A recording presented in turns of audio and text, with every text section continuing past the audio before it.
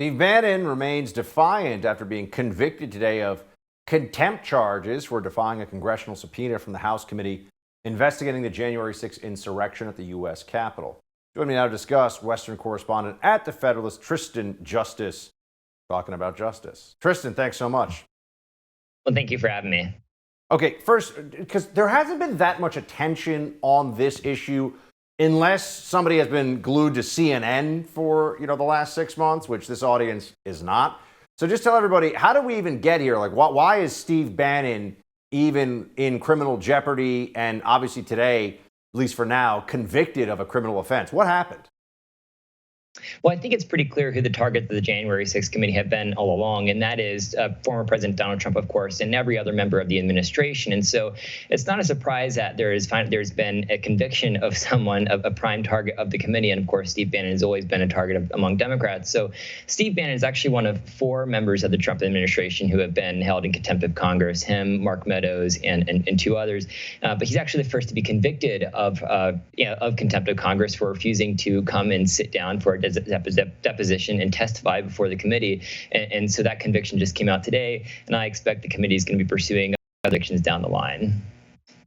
And do we have any sense of how much jail time he could get here for this? I mean, I had my team on radio look into this, and they said the last time somebody was convicted of lying to Congress, I think it was 1983, and that person got 6 months in jail. Do we know what theoretically Steve Bannon could be facing here? I believe it's up to 1 to 2 years, but contempt of Congress has not been treating these charges seriously for decades now. I mean, we remember when Eric Holder was held in contempt and yet faced no type of conviction on this. And so this is just a charge Congress doesn't treat seriously. And so these charges are exceedingly rare. And so I expect Bannon will face a year or 2 in prison. Here's Liz Cheney, by the way, speaking of the January 6th committee. She's saying that the evidence they have against Trump for the next hearing includes attempting to have Mike Pence refuse the count of the electoral votes. Watch this one. The Select Committee will examine President Trump's relentless effort on January 6th and in the days beforehand to pressure Vice President Pence to refuse to count lawful electoral votes. As a federal judge has indicated, this likely violated 2 federal criminal statutes. President Trump had no factual basis for what he was doing, and he had been told it was illegal. Despite this, President Trump plotted with a lawyer named John Eastman and others to overturn the outcome of the election on January 6th. You tweeted out on the January 6th committee here, J6 committee playing up Trump's desire to go to the Capitol as some grand revelation. The president himself declared his intent to do so during his White House speech.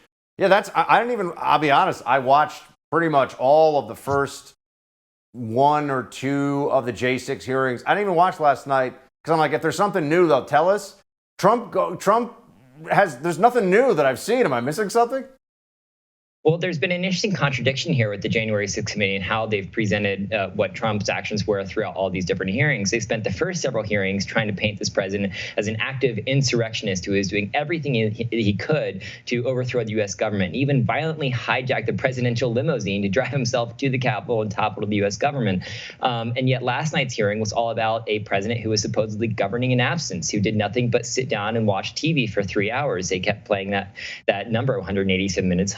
Minutes. They got it in headlines all across the New York Times and the Associated Press. However, Trump actually, in reality, sent a series of tweets telling protesters to be peaceful. And actually, he published a video that was suppressed on Twitter telling rioters to go home. And so there's a contradiction in the narrative here. The January 6th painted an active insurrectionist president in the first few hearings and then a president in absence in last night's hearing. But again, they keep playing up this desire to go to the Capitol, some grand revelation that Trump was hell-bent on going to the Capitol.